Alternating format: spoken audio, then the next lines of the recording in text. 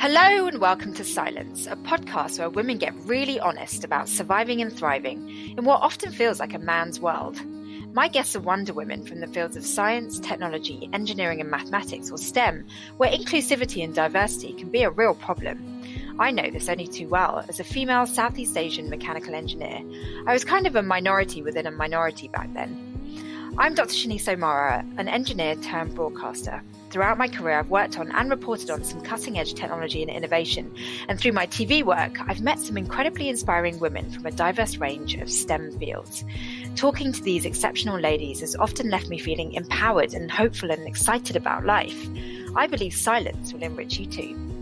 Every week, a woman in STEM shares her unique experiences with absolutely no pressure in having to promote her accomplishments or guard her impressive reputation. Because I've come to realise that everyone's just way more open and relaxed when they're anonymous. So I deliberately disguise my guest voices so that we're just connecting as human beings rather than human doings. It's my hope that you really relate to what we chat about today, and if so, please do subscribe to Scilence and maybe even rate and review the show. I'd love to have your feedback. This week, my guest is in the field of marine science. Hi. Hiya, how are you? I'm good. How are you? Yeah, good, thank you. How's the whole stay-at-home thing working out for you? It's different for sure. I think if someone said that this was going to happen a year ago, I'd have been like, oh, of course it's not. That's like a film. Yeah. And here we are on the second week of lockdown now. So trying to alter my work from being quite hardcore in the lab at the moment to now being, understandably stuck at home. So trying to get through lots of work that I've been trying to get done for ages, which is good. So when I hear of marine science, I picture a scientist out at sea all by herself. Surely you're not going to get COVID out there. You would hope. I've known quite a few people on expeditions that were actually at sea as the whole COVID-19 started to develop. And because they didn't have very good comms, they weren't getting the real drama that was unraveling, in that a lot of ports are being shut and flights are being cancelled. So it really hit home for them as soon as they got back to land how much of an issue it actually is. And how much of your work do you actually spend out at sea? During my PhD, I was very lab-based. It's actually, as I've done more postdoc roles, I've been more in the field. But I really enjoy having a mixture of the two. Yeah. So it must be impacting you quite a lot that you're at home, I guess. I'm really lucky that I actually live just a couple of streets down from the ocean. So when I'm doing my 1 hour exercise every day, I get to see the sea. So it's not like it's too far away. So how did it all begin for you? Because someone that goes into marine science must have known early on that that's what you wanted to do. So I've always been living close to the ocean. So it's always had a big place in my heart. It took me a while growing up and going to school and going to university to understand what exactly I wanted to do. I think there's such a pressure on people at school that you have to know what your dream career is going to be. Totally. When you're GCSEs or your A levels. And for me, I just had no idea. And I felt there was such a big pressure to understand at that point. And I felt, I guess you could say, a bit lost. Like, what do I actually want to do and why do I know? And it took a lot of soul searching. And my mum continuously saying to me, do what you're passionate in, what you're passionate in. Because I think at school, I was almost doing what I thought my teachers thought I should do. Yeah. You're always told that at my school, you were told that you should go to university. And if you're going to do science, then maybe you should think about going into medicine. And even though that was really interesting, that's not something I really wanted to do as a career.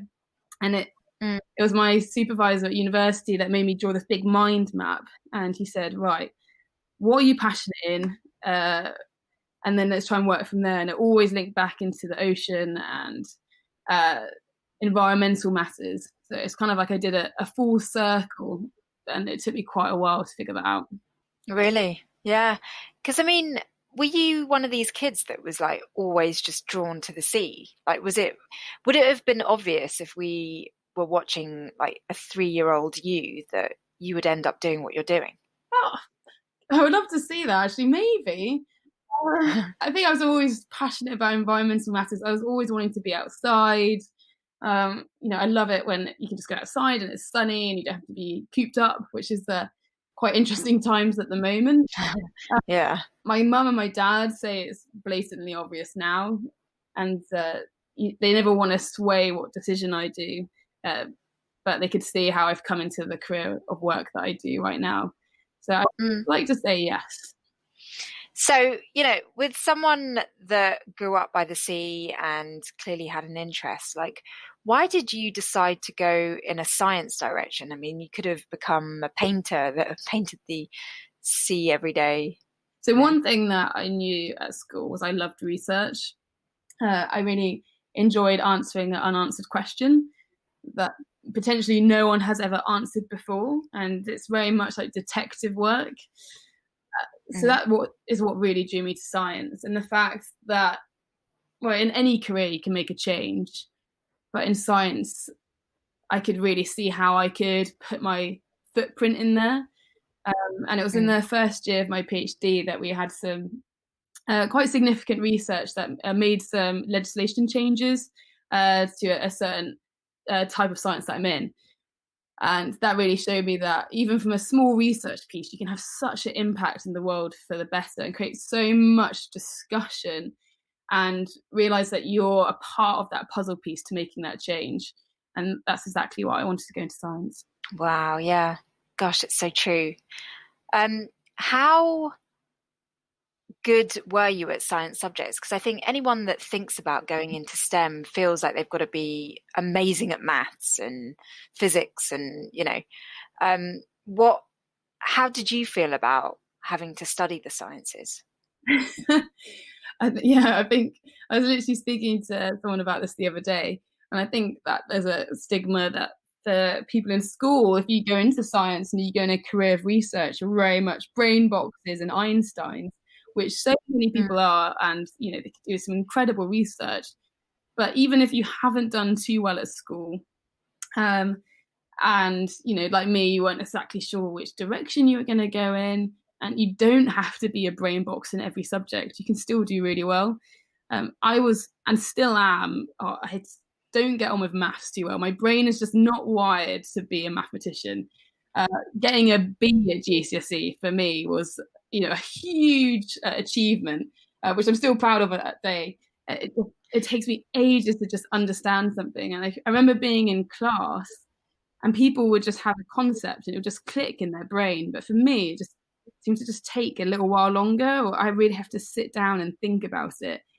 But when is that the same with biology? Because biology for me is just like, almost double Dutch in a way. Yeah, so for biology, I'd have to put in half the effort that I would with maths. That's the stuff that seemed to click, especially learning about the different research in biology and, setting up experiments. But I guess that's what makes us all unique, that we thrive and we're better at some things, but there are subjects that we all find slightly more difficult. And for me, that was maths and physics. And why I ever decided to do a A-level in physics, I have no idea. I ended up getting an E. Oh, wow. Yeah. I mean, I did, I was more on the maths and physics side, and I just found biology and chemistry so difficult because it really required a lot of memory. Yeah.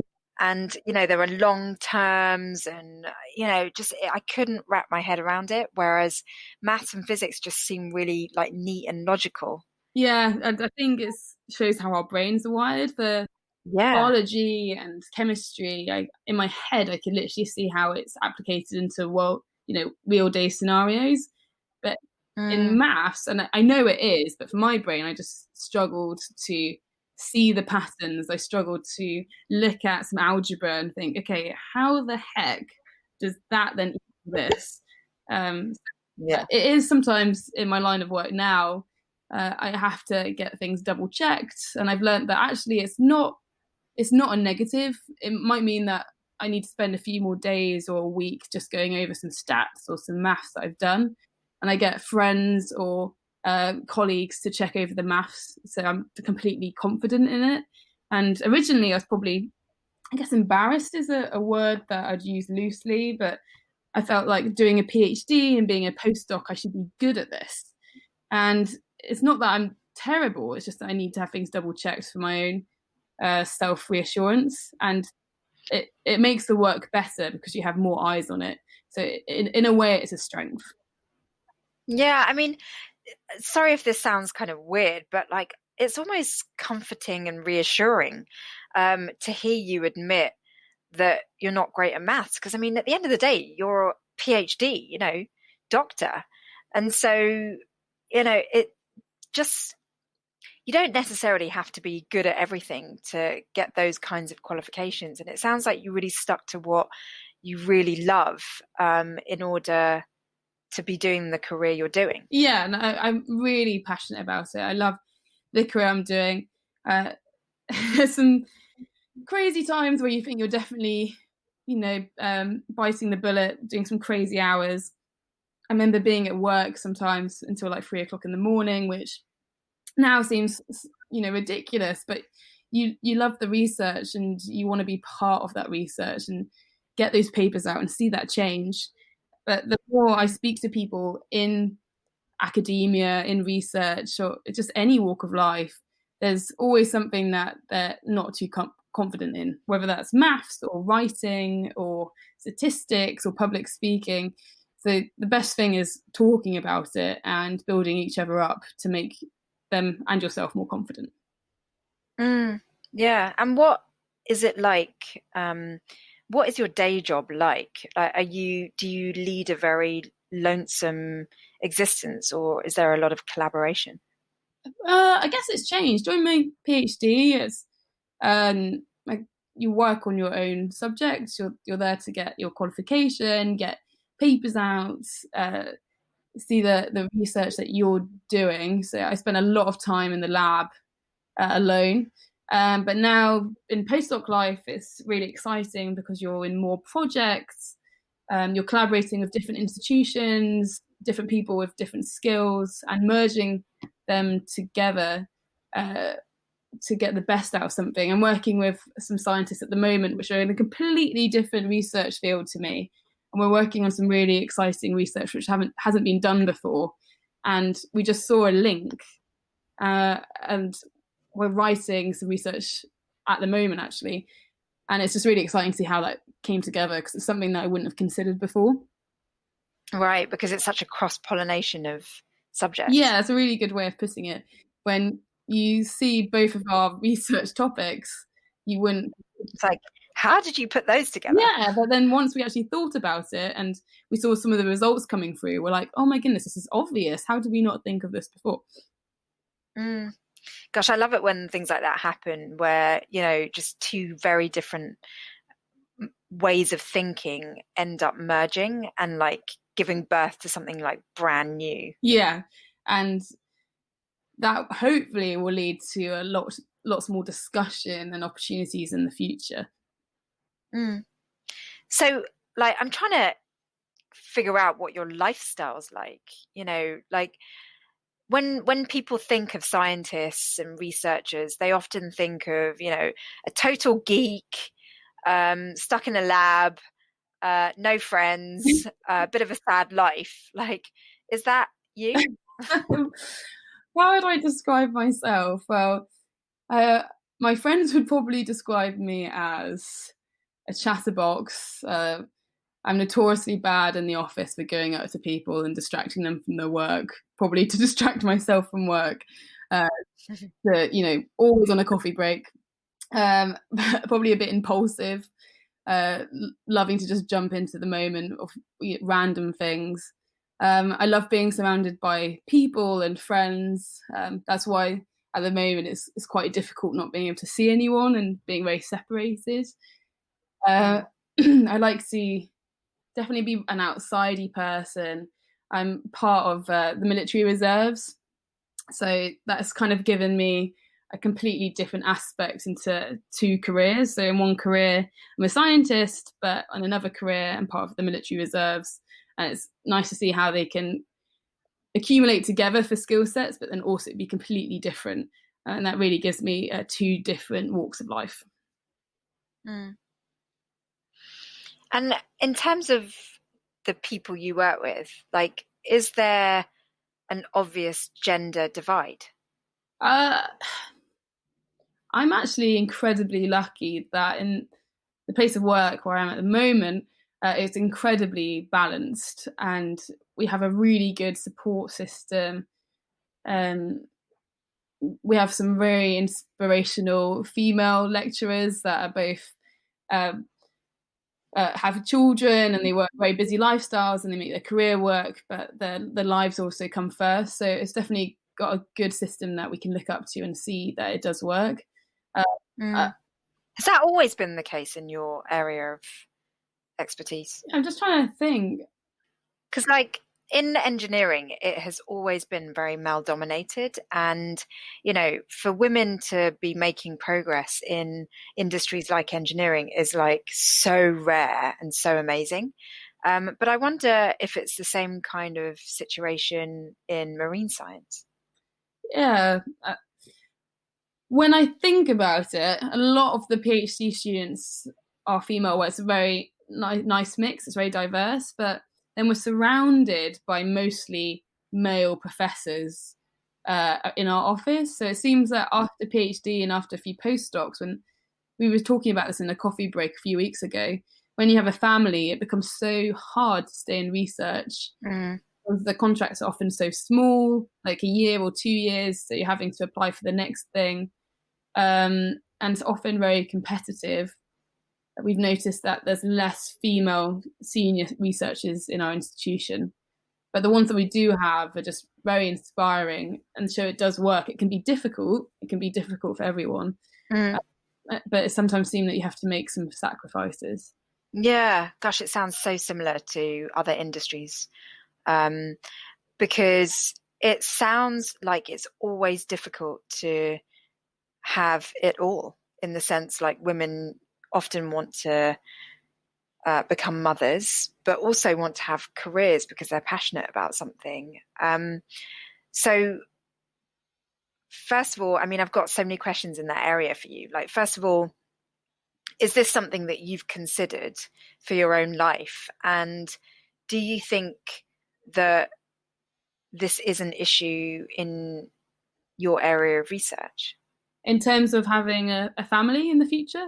Yeah, in terms of trying to have it all. Yeah. I have definitely considered in the future what I'll do. I would love to have a family, and just seeing how I can try and balance that with research. And I'm getting to the age now where a lot of friends in science are having children, or thinking about next steps, or even deciding where they're going to settle if their partner is in another career in another place. So I think it boils down to having a few frank discussions where you just speak openly, and I think everyone has the right to succeed and be supported. It doesn't. You need to make sure that the support system is there. Yeah. Yeah. Yeah, I mean, it sounds like your mum's pretty awesome if she was conveying that message of like, do what you love. Yeah, my mum was actually a scientist herself in her heyday. Oh, really? Yeah. Oh, wow. And she was going to carry on her career. Unfortunately, my brother became disabled when he was quite young. So that's something that she felt quite passionately about. She was more passionate about making sure that my brother and us had a strong support network growing up, especially with the difficulties that we face. So she gave up her career. Right. But always behind me saying, you make your career. This is your life. Don't tell anyone. Don't let anyone tell you what to do. You put your own way, and people will support that. Wow. What was her area of science? Microbiologist. Gosh. Huh. Do you think that's really influenced you, having a mother who's in STEM? Someone asked me this before as well, and I would say yes. Before, I probably didn't realise, but when I was younger, maybe about 5, my mum brought me this toy microscope from the early learning centre, and I was just addicted to it. I'd Oh. go to the park and I'd get different leaves and bugs, and it was probably like the magnification of just one or something, but it really just got me interested in how things work. And really growing up, the thing I always said was why. I was just like, why does this work? What's happening here? Why? And maybe that's what's led to me being a scientist, because it's a lot of asking why. What made you become so concerned about environmental issues? So I work in a certain area of environmental issues, which has been in the media quite a lot recently. And when I was younger, I never saw any of the impacts of it. But now, being older, towards 30, I see it all the time. It's so blaringly obvious. And rather than just see it happen, I just needed to be part of that solution making. I needed to be part of that change. And it just feels like it's my way of battling the issue, that I'm being able to be on the forefront, working with people in the community about how we can try and make this certain problem better. Gosh, I mean, that just sounds like such an amazing ambition. But how does that tie into other areas of being you?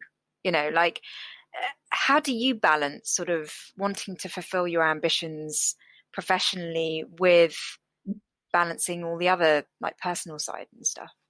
I think is when you look kind of like in a bird's eye view, you can see which direction you want to go. And it's always just taking a pause and making sure that you're doing things for the right reasons. And everyone wants personal growth. Everyone wants to build themselves up in their career. But often take a rain check and just say, okay, am I doing this for the right reasons? Am I keeping to my truth of doing this for wanting to better the planet? What am I going to get out of this if I take this opportunity? If I go and do X, Y, Z, is that going to impact me, or is that going to impact my research? As I say, constant rain checks. And with my partner, we have lots of discussions, and he's kind of a very good mediator for helping to dissect what's going on in my brain. I just kind of speak freely and say, okay, what do you take from what I've just said? And he's really good. So I've learned that speaking openly and being honest has really helped me. Yeah, I definitely was struck by your honesty right off the bat when you were like, yeah, maths isn't my strong point. Because it sounds so empowering to hear someone own their shortcomings. Yeah, I used to hate public speaking as well. So it's taken me quite a long time to, get through those hurdles. Maths took me a long time to just appreciate I don't have to do it by myself. I can ask for help. And it was almost asking for help was the hardest bit, because that was me admitting that I wasn't particularly strong at it, when you feel like you have to be. But you're completely right. You almost feel empowered by your shortcomings, because you realise that they're the parts that you need help with. But then it builds you up for the future. So I don't regret being bad at maths. If anything, it makes my research stronger, because I have other people looking at it, like I said before. Yeah, I mean, I must say, I've also come to those realizations recently where I'm just like, why am I constantly trying to prove that I'm good at everything? It's okay to not be good at everything. And the minute I sort of like allowed myself to not be good at everything, I relaxed. It was kind of like huge weights were lifted off my shoulders. Yeah, and we're surrounded by so many incredibly bright people that have achieved so much, constant success, and you feel that pressure that you need to, keep running and keep that success up yourself. But just taking a moment to sit down and be like, oh, it's okay, actually I can slow down here, and I'm not as good at that as that certain person, and that's okay. You have your own strengths. It definitely helped me slow down and realize that it's not a race. It's only a race if you make it a race. I mean, are there any other sort of major life lessons you've learned? Because that's a massive one. of like slow down, allow yourself to just be who you are with your own skills and talents. Like, looking back on your career, are there other things that you would do differently in order to excel? Yeah, I guess more understanding of self-care and realizing that sometimes working till stupid o'clock in the morning isn't going to make you more effective. If anything, you'll write some terrible work that you'll spend then hours trying to rectify. Yeah. Learning when to stop and learning that's okay, and stopping isn't a failure. You're allowed to take time for yourself. And also, if you hear something that you don't particularly agree with, or I've worked a lot with industry during my PhD, and I've had a really fantastic experience of that. But there's been a few moments where we've had a few difficult conversations, or they've said a few comments which I haven't particularly, taken favourably. And rather than just not snapping, or it's almost giving them what they want if you snap or you say a comment back, it's taking a breather, as my nana would say, have a sleep on it, and then reassessing it in the morning. And that's really helped me before as well. Yeah, that's such an amazing point that you make, because I find that as a woman, especially in very male-dominated worlds,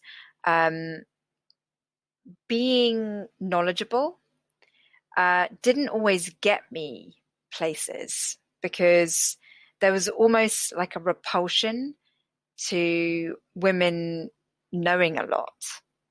Have you come across anything like that? I've been really lucky that I've been surrounded by some really supportive and just incredible male researchers and colleagues and engineers, technicians. So I've never had anything directly, but on the backhand, I've had a few comments, particularly from industry, when writing papers takes a lot of time, and you put your life and soul into it, your blood, sweat, and tears. And we had a certain industry partner that was quite annoyed by some of our results because it showed something that they didn't want to be shown, or publishing a paper was longer than they were going to be expecting. So there was a few comments I saw from certain people on Twitter, and it did make me think, I wonder if I was a man, whether those comments would still being made. And it, I guess it feels a bit like bullying. Is rather than getting angry at the process of paper writing or how slow it is, it almost feels like they're being very personal to you, and you take that to heart. And I've had to learn how to not take that personally and just brush it off and just carry on. Really? Is it as simple as that as a solution, to just brush it off? Yeah, it sounds simple, but it's not. You do go through certain comments in your head, and they kind of whirl around, and you think, why have they said that? Like, what could I have done before that wouldn't make them say that? And is that really what they think? And it's never been anything terrible. It's been enough that I've thought about it, and I've sat there. And yeah, it's really like kind of a heavy weight on your heart for a moment, which is totally okay. Like, I think the processing of that is also okay, because I think I've also gone through times like that where I've just been very distracted for an evening or a day, where I'm just like, why did that happen? Why was that said? Why did I just have that exchange?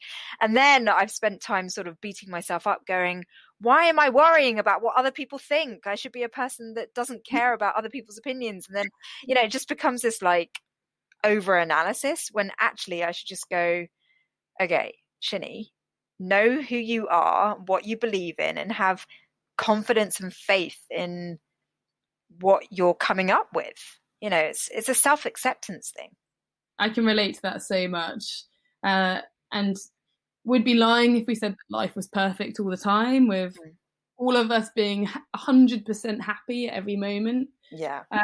And for the majority, I hope that we are all happy, but there'll definitely be moments where you need to just process something, and you need to just think about it, and just let it linger in your head so you can figure out why it was said or why there was a certain action, because it's kind of part of the healing process. Yeah, and like we live in a world where, with social media, we're always presenting our best angles. And actually, I find it really endearing when people just go, no, kind of struggling a little bit with something or just can't work something out. And you're like, yeah, me too, you know. Yeah, I've noticed that people are speaking way more about it recently. I don't know if it's because I'm just more aware of it, but 10 years ago, I feel like speaking about mental health and how you were actually feeling was quite a taboo subject. But now in the office, if one of us is struggling or a friend, we'll go and have a coffee catch up or we'll speak over the phone. We can just be honest and we can talk about how we're actually feeling.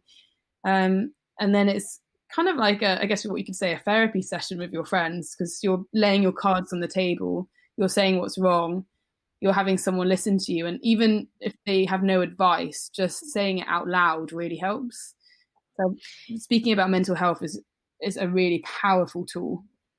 Yeah, and I feel like we are moving to a time where we can just be honest about like our internal struggles, because I think we all have them. Yeah. Whereas we used to be in a time where like everything had to be shiny on the surface and we just didn't go deeper than that. And I feel like this whole COVID-19 time that we're in is really bringing out that side of society where, the gloss is starting to be removed. Yeah, there's nothing glossy about COVID-19. It's the whole world is on pause. Like we've been told not to go out, and the scary thing is that a lot of people will be affected by it, but the people that are the most vulnerable, such as the elderly and the disabled, and a lot of us won't have, symptoms or even mild symptoms, but you don't want to spread it to the people that are the most vulnerable. But I think from it, the community get together and the structure of help, and it's a testament that volunteer service that went out for the NHS, they had, I want to say, double the amount of applicants than they expected. And people really come together at a time of need, and it's something that unfortunately we're all sharing in common at the moment, but we're using that as a positive, I guess you could say. Yeah, I mean, definitely one of the positives that's come out of this whole experience is I think we've all had to ask ourselves where our priorities lie. And it's almost like a bit of a sort of like spiritual reset, in a way, where even just deciding who you want to have a Zoom meetup with, it's like, do I really want to waste my time with people that are like, that I didn't really care about that much? And, then you start to remember like who is important in your life and what are the things that are meaningful to do in your life. And it's just been incredible from that point of view. Yeah, we had a team meeting recently. A few members of our team were just honest and saying, okay, I haven't achieved what I thought I was going to achieve this week. I've really struggled with the outbreak and just trying to process it myself, and I've prioritized my family and making sure that they're safe. Wow. Even my boss, who's notoriously known as, very hardworking, seems to constantly be doing something linked to work. He took some time off to make sure that his parents were okay. So it just humanizes everyone. Yeah, it definitely humanizes everyone, and we realize we're all human, and just break down what is important to us. And work is important, and we do it because we're passionate about it. But friends, family, your community is equally just as important. Yeah, I mean, my parents were on the like extremely vulnerable list, kind of critical list, and even though there's social distance, and I can't give them a hug and stuff like that, we have never as a family been so close. I've got two sisters that are living in different countries, one's actually in Hong Kong, and she's gone through so many months of like, okay, I can't move because we're all on lockdown. Okay, we can move, so we're going to go back to the UK. Oh no, we can't because the UK is on lockdown. It's just been like such a crazy time, but as a family, we've never been closer. Yeah, I can relate to that as well. I'm video calling my family a lot more and chatting to them, and sometimes my dad and my mum are notorious for ringing all the time and often ring. For example, if it was a normal working day, they would probably ring my phone right now. It always seems to ring at the most inconvenient time. Yeah. But because I realised it's important now to always pick up and just chat over the phone rather than just putting it off and keep putting it off. It's not because I don't want to speak to them. I don't really know. It's inconvenient at the time. And actually, it's not inconvenient because it's family, and family won't be there forever. So you have to appreciate it while it's there. Yeah, totally. So in terms of work then, like what do you see in your future? I mean, without getting too personal, because obviously this is anonymous, like where do you want your career to go? Oh gosh, people have been asking me this a lot recently, including my boss. Maybe I'm kind of in the same bit as school where I found something that I'm passionate about, but I just don't know the next direction. Yeah. I've done a PhD, I've done a few postdocs, and I've loved every minute, and I'm loving the research I'm doing at the moment. The contract is coming to an end, so I'm very much looking for what to do next, and really just digging deep into what I enjoy. So it's given me some time to think actually during this whole coronavirus crisis about what I enjoy. And I do enjoy research, I enjoy outreach, I enjoy the field work. So I'm going to look to carrying on what I'm doing at the moment. And then I really need to have an honest conversation with myself, whether in 10 years I want to be in academia. So or go down a more outreach route or an industry route or a charity route. But at the moment, I'll be honest, I have no idea. Tomorrow it could be something completely different. Gosh, I must say that, it's reassuring to hear someone who's so accomplished say, I don't know. Like I need to review it and see which direction my career is going to go in, because I think, when you are at school, it's almost like you have to map out your entire life at that age. And what's reassuring from listening to you is that you can make twists and turns and changes, and that's perfectly okay, because the goal is always to be doing exactly what you love doing. Yeah. And I think a lot of people assume that I have got it sorted, and I have a lot of comments like, oh, you'll be fine, you'll get offered something. It's such a hot topic at the moment. The research that you've done, don't worry about it, you'll have a contract offered soon. And actually it's not as easy as that. You still have to search for what you want to do, apply for funding. And I probably was a bit nervous about it a few weeks ago. I have a really good mentor that I spoke with recently, and they were like, you don't have to know what you want to do, and you don't have to rush into a 3-year contract. Why don't you just take a few weeks on a short-term contract to just understand what you want to do, and build it up from there, but don't think that you need to 100% know the future of your career. But like anyone really. Yeah. How important has your mentor been to you? Do you have more than one? I have one through an industry I've worked with before, and not that I thought that a mentor would be pink and fluffy. I just didn't really know what they could give me in terms of benefits. And then we had a monthly catch up, and it was so good just to speak to someone that's not in the research field and just ask them advice and just say, is this okay if I do this? Life advice, right? Yeah, it was just life advice. I always assumed it had to be research advice, and it was just nice to know someone 10 years further than me in a similar career that I want to go down, just tell me the highs and lows. of her career, what she's done, and that it's going to be okay. And you don't need to know exactly what you want to do. And maybe it stems back from school. But it's been really good to have that support network. How did you choose her? I didn't.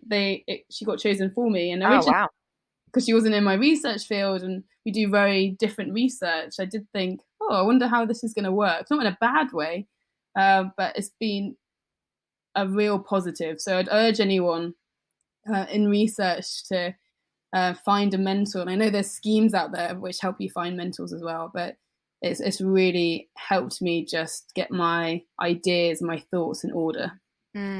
Yeah. So for any budding young women in STEM that might want to follow in your footsteps, like what advice would you give them to getting into STEM?